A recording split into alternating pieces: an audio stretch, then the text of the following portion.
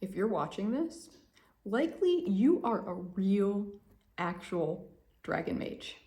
And no, just to clarify, this is not just some fantasy BS for some role playing. This, my friend, is real life.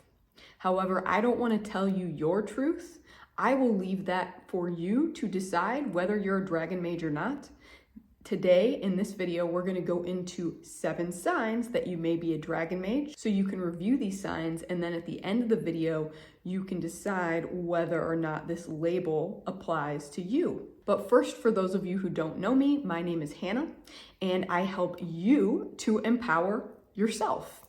Today, I'm going to be doing that by helping you to better understand what a dragon mage is and whether or not you may be one, so that you can step into that identity in the most empowered way possible. Stick around to the very end of the video, because at the end, I'm going to give you one very simple yet powerful tip on exactly what you can do to embody these energies in your life right now and become the creator of your own experience. So first off, what exactly is a dragon mage? Let's define it, because this is something, as far as I know, I've coined this myself. It is a term that came to me specifically. Even if other people are using it, I'm not aware of that in their definitions. This was something that was given to me. Now, it was given to me because I am super into working with dragons, and also I'm a total nerd, which is why I chose the name Mage rather than, let's say, Witch. I know there are quite a few people out there who identify as a dragon witch and, use draconic witchcraft. This isn't that exactly. I would say this is maybe my own brand of that if I could differentiate the two, I kind of get the sense that being a dragon mage, it's like more embodied into the 3D, more embodied into everything you do and everything you are, and into your lived experience, rather than, again, my understanding of being a dragon witch is more so like you're just doing rituals, you're communicating with the dragons, and you kind of like hide the fact that you're a dragon and that you have this connection, almost like they're separate. And of course, I'm sure you can embody, being a dragon witch, and people would fight me on that, but that's just my understanding of these two concepts. So basically, a dragon mage is someone that identifies as a dragon soul, identifies as an alchemist, and this is very important, feels called to a very powerful mission to serve the collective on a mass scale. Okay? So again, maybe if you're a draconic witch, or you're just a light worker, you are bringing light to the planet. You are doing so much good serving the planet, but it's more self-focused and like focused on yourself and focused on those in your immediate circle. A dragon mage, as far as I've understood it, as the dragons have given me this terminology, is someone that expands that energy. And this is not coming from an egoic place of like, oh, hey, I just want to make as big of an impact on people as possible. I want to influence as many people as possible. No, it's more so just this energy of like responsibility and expansion. That's the best way I could describe it. Because dragons are big, yo. Dragons are big. If you've ever worked with dragon energy, it's very big. It's very expansive. That's what dragon energy does. If you're familiar with astrology, you could think of dragon energies kind of being like Jupiter plus Pluto, okay? It's like Jupiter plus Pluto. There's like destruction, transformation, and then like expansion. That's dragon energy. So that is a very crucial part of being a dragon mage. Now, if you would like to understand whether or not you are a dragon soul, I have quite a few videos where I identify signs that you're a dragon soul, and I talk about more of what that entails. So I will link at least one of these up there, but if you just look up Own Your Powers, Dragon Soul, I'm sure you will find all of the videos.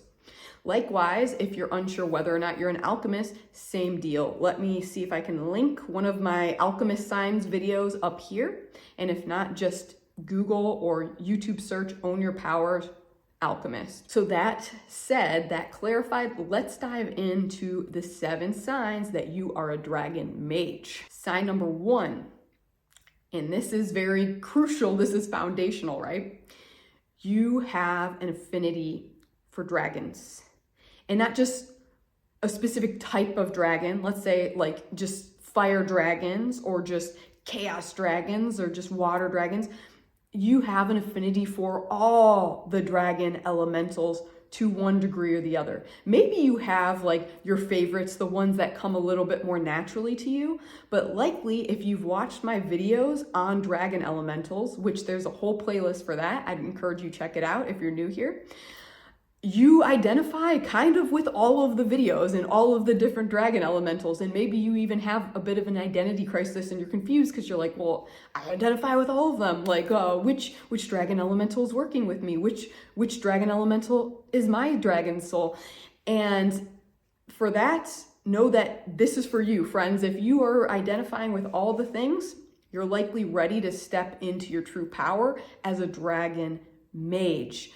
You could think of a dragon mage as almost like the avatar of the dragon elementals. So if you're familiar with Avatar: The Last Airbender, right? There's always this avatar that incarnates into every cycle. And where in that world, usually people, if they have an affinity for magic, as you could call it, they have an affinity for one particular elemental, whether it's fire, water, earth, or air. However, this avatar that incarnates every once in a while has an affinity for all of the elements, and that is what makes them the avatar. So know that that is what makes you a dragon mage if you are watching this. Now, I also want to clarify, your affinity for dragons might not necessarily have always been there. So I talk about sometimes in my Dragon Soul videos how you have an affinity for dragons, and probably you've always had some sort of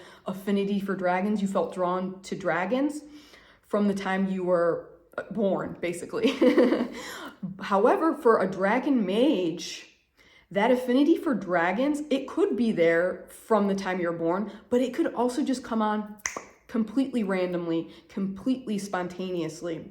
So I've had a lot of clients, a lot of people coming to me via email and stuff saying that like they never had any sort of connection to the dragons. And then let's say they were on an ayahuasca trip and they met a dragon, and ever since they've had all these synchronicities with dragons.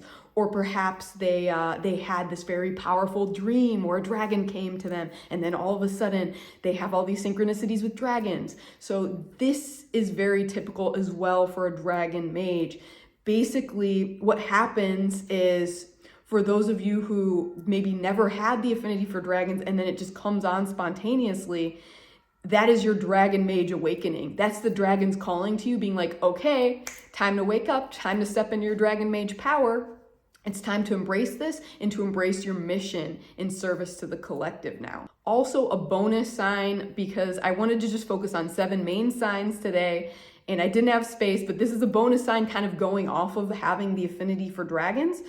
Bonus sign number 1 is that you have your own dragon form. A dragon mage is always going to have a draconic form. Maybe you're not aware of your own draconic form yet, but it will be there, my friend. And if you are not used to your own dragon form just yet, I'd encourage you to check out this free meditation up here where you go to the dragon realm. I guide you into going to the dragon realm and even embracing your own dragon form. So maybe check that out. See what happens, see if your dragon form is revealed to you. Because just like in, let's say, I'm thinking, okay, very specific example here. I'm thinking of the character Halsin in Baldur's Gate 3 for all of my nerds out there. So I'm a huge gamer nerd, and Halsin, this character, he is like a mage, he's a druid. And he's famous for being able to transform into a bear specifically. And that gives him like a greater connection and understanding of nature.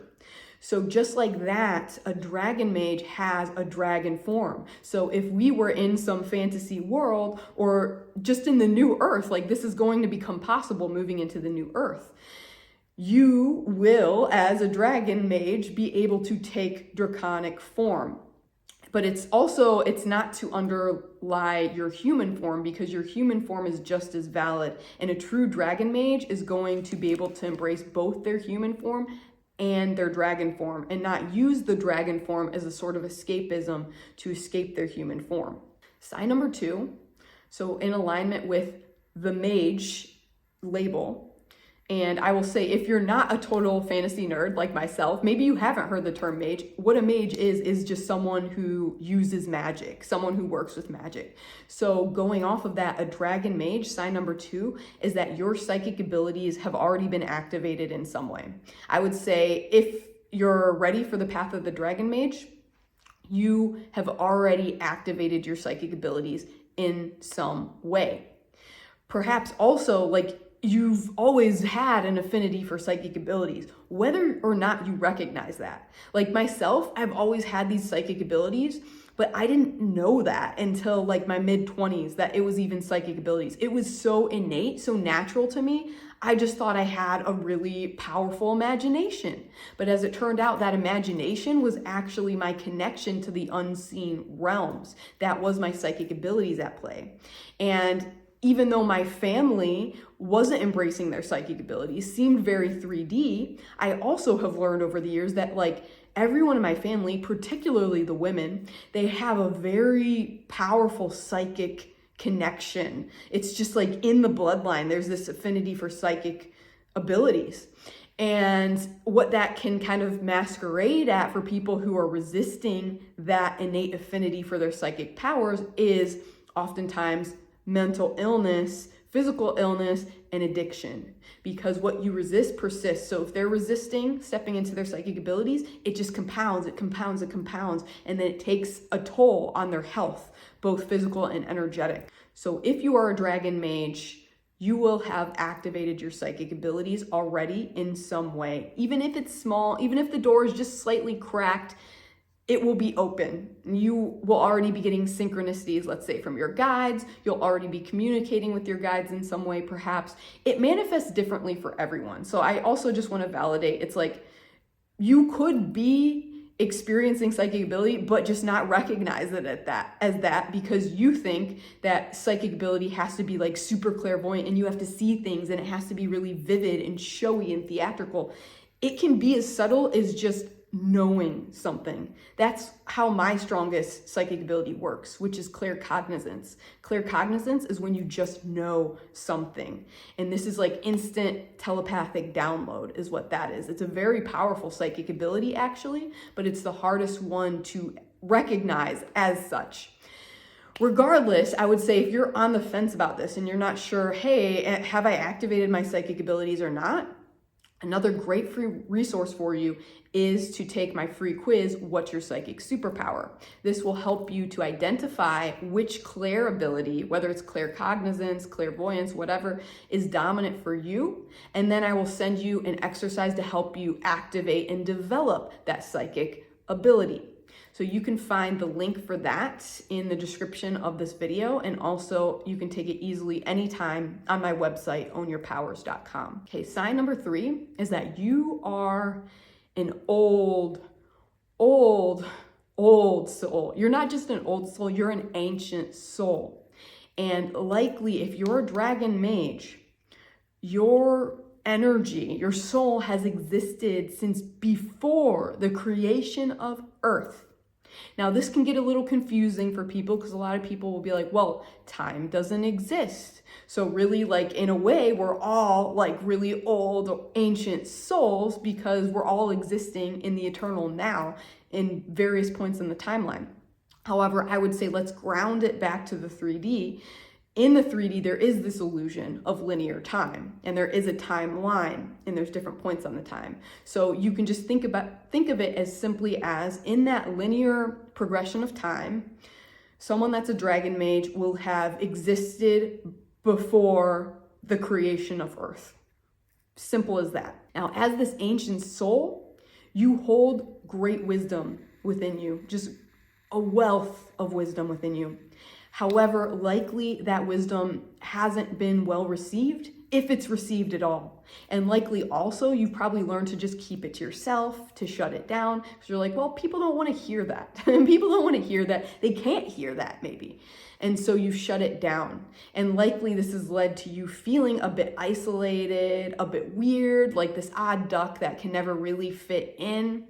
Perhaps you've developed your shape-shifting abilities to kind of just mold yourself to what people need you to be, because you don't feel like you can be your authentic ancient soul self. Sign number 4 is that you are a master of transmutation. A master of transmutation. Let me repeat that.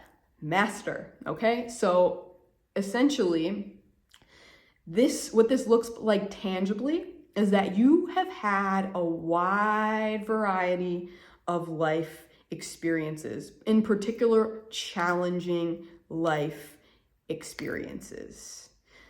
And whereas I would say like the average person, like they really specialize. Let's say they major, I'm gonna go with this like school example. They like major in a few, like 1 or 2 different life themes. But you as a dragon mage, again, it's all about diversity. You've majored in many different life themes. And when you look back on your life, it almost seems like you lived like so many lifetimes in just this one single incarnation. And certainly I feel that way myself. I would say as of filming this, I'm 35 years old. I feel like I've lived like 3,500 lifetimes, really. And it's reflected physically in the fact that I tend to move every like year to 3 years. I don't stay in the same place. I'm always like moving to new physical locations. I've lived on 4 continents. I'm always surrounding myself with a brand new cast of characters, brand new people. I've had so many different types of jobs, different life experiences. And I really feel that all of these life experiences that I've had, this is my undergrad, my master's, and my doctorate all in one for being a dragon mage. So that is something to be aware of as a dragon mage, is that you will have these just diverse life experiences. And it doesn't have to be as physical as mine. Like maybe you stayed more or less in the same location your whole life, but you just find that you face so many different themes and you move through themes really quickly. So let's say you face like the theme of death, where there's a lot of people in your life dying all of a sudden and you have to face this theme of death.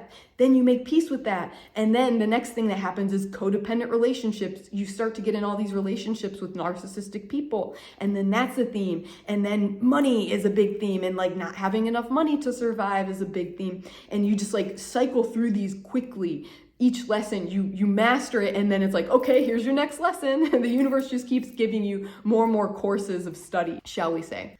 Sign number 5 is that you are both a leader and a loner. This could look like you just being this lone wolf that just works to the beat of your own drum. Basically, you're not going to make yourself fit in with these other people. You're just going to do your own thing, even if it means being by yourself. And know that this is actually the energy of a true leader. A true leader is not made by how many people are following them, how many people are supporting them, how many people are validating them. A true leader is someone who stays true to their authentic self regardless of what's happening externally.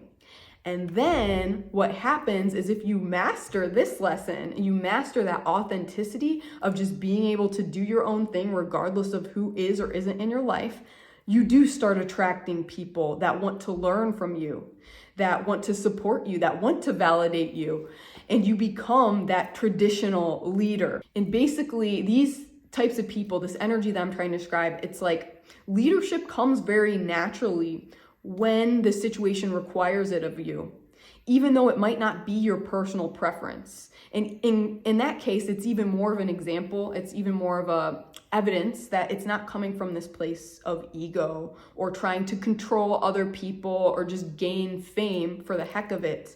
A lot of these people that are dragon mages are resistant to stepping into that leadership role because of all these like toxic associations with it.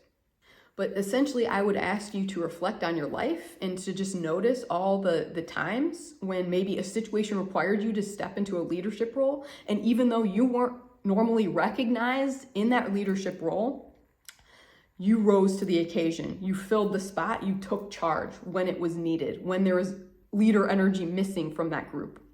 And so I have like many personal examples of this. I think it started as young as being like 7 or 8 years old. And I was a very shy, awkward child. I did not have barely any friends. I barely spoke. I really just kept to myself. And I remember that I was at a friend's birthday party / sleepover. And there's a bunch of like girls at this birthday party sleepover. And we were playing this game, and basically there was like cheating or something in the game, and it led to conflict amongst the girls and like this fighting and like this mean girls energy at age 7 or 8. And everyone was like divided. And I, meanwhile, being that shy kid, that awkward kid, I was just like silently observing all of this and just taking it and like, isn't this interesting? Isn't this interesting? And I like went over to like all the different groups of people and kind of was just like seeing maybe like and energetically, like what did they need in that moment? And where is this divide and stuff? And then after I had kind of gotten a good hold of the situation, I spoke for like the first time the entire night. And I was like, hey, girls, like if a game got us into this situation, how about we try another game? Maybe a game can get us out of the situation. And so essentially I brought all the girls together, we played another game, and then everyone is happy. And that was a situation where, though it wasn't my default back then, I stepped into that leadership role because it was required of me in that moment. And so I had many of those moments in my life leading up to the point when I actually did step into my role as a leader, which I would say kind of coincided when I stepped into this business, Own Your Powers. I feel that was my official initiation into that full-blown leadership energy. And I always look fondly on that little example because I was like, it's such a minor thing, but I was like, I see you, kid self. I see you. That was really cool of you, actually. Like, what a leader you were. All the time, the whole way through, even when for a long period, like other people weren't recognizing that energy within you, you were there, you were ready to step into that energy whenever it was required. Sign number 6, and this is very, very, very important, the dragons say, to dragon mage energy, is that you are playful and you don't take things too seriously and you got a good sense of humor and you're just have an ability to step into that trickster archetype energy.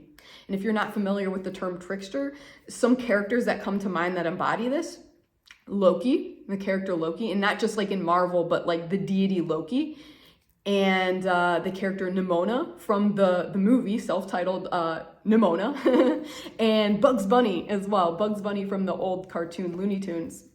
These are all characters that embody that. And something you'll notice with all of these characters is that they are not afraid to be seen as the villain. They're not afraid to be disliked. They're always just having a good time, you know, playing around, kind of poking sometimes at others. They're not afraid to be their authentic selves and to be disliked for that. And they just have a fun time. This energy also could be described by some as being childish or childlike. And likely throughout your life, this was a way that people at a lower vibration tried to pull you down to a lower vibration, telling you, diminishing you. They're like, oh, that's silly, that's childish. You're being like such a kid right now. And know that if you are acting in this way that is childish, that's just authenticity, my friend. And a dragon mage is authentic, if nothing else. A dragon mage is authentic. So you're just being authentic because guess what?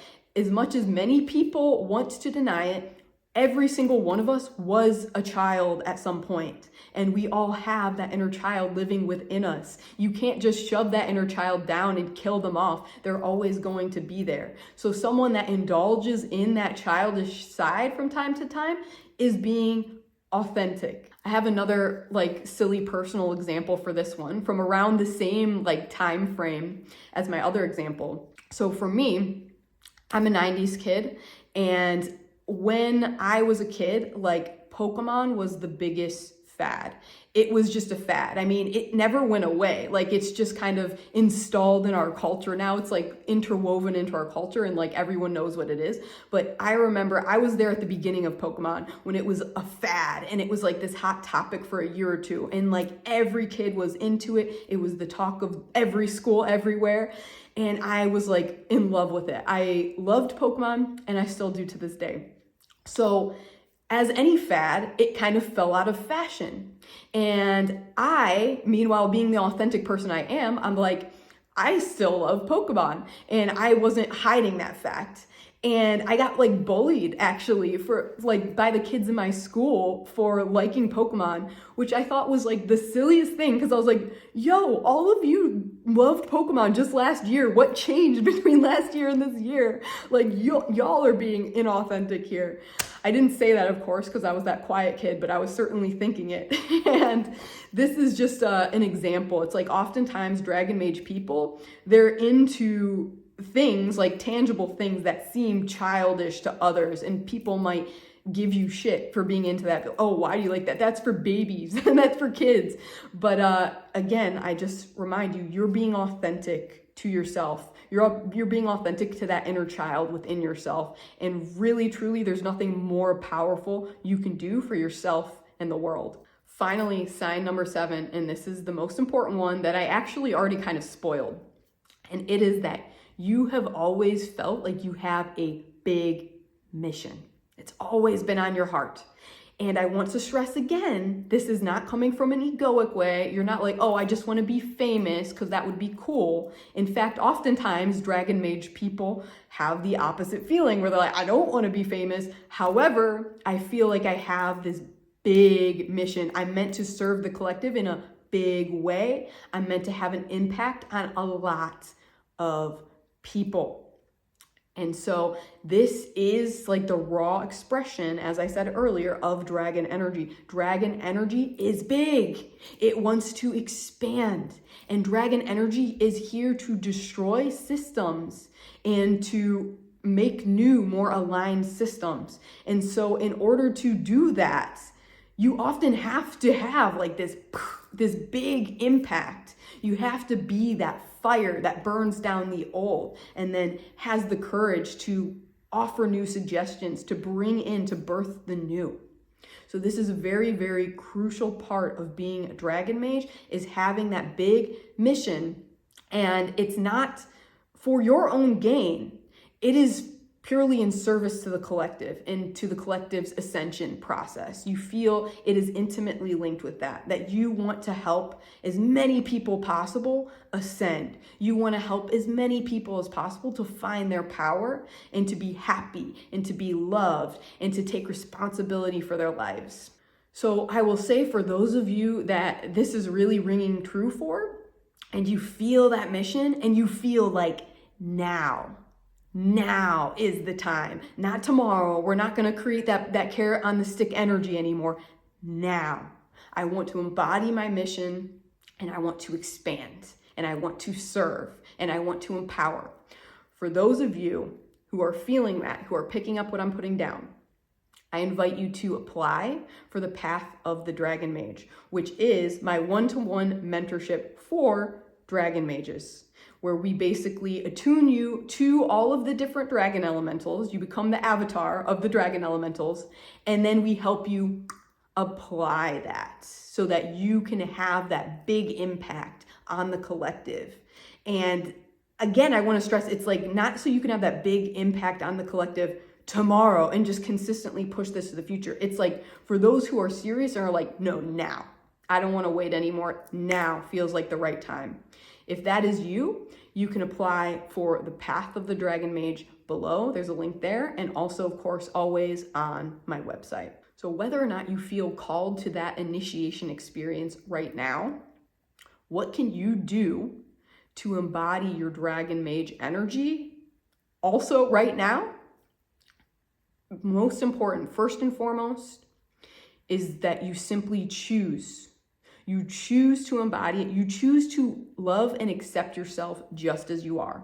You choose to feel worthy of the title, of the label. You realize, like, you know, other people are claiming this. Why can't I? Why can't I have a big impact on the collective? Why can't I have awesome psychic abilities and a dragon form? Why can't I be a dragon mage? So you recognize yourself as a dragon mage and you choose to embody it. That is honestly also just more important than any of the signs that I mentioned. If there's a willingness there to be the dragon mage, to embody the dragon mage, you are a dragon mage, my friend. Congratulations. So you choose to feel worthy of being the dragon mage, and then you trust, you surrender. That embodiment comes naturally as a result from that beingness. And you will be given then the hits, the downloads, the inspirations to take action on. And know that action is a very important piece of the puzzle here. This is a piece of the puzzle that often my audience forgets, and myself, I can forget this as well. It's important once you receive these downloads to act on them. And this becomes the embodiment practice. You receive the downloads like, hey, you stop and you ask, what can I do, higher self? Dragons, what can I do to step into greater levels of dragon mage embodiment today? You open yourself up to receiving, you receive one action, and then you take action that day. And then you repeat the process day in, day out, day after day after day. And before you know it, my friend, you have made a massive impact on the world. You have become the dragon mage. Congratulations. So all of that said, as usual, I'm so curious to know, how many of these 7 signs do you personally relate to? And would you say that you are a dragon mage? Would you claim that label as your own? And that's okay. If you're not resonating with it, if you don't claim it, that's cool.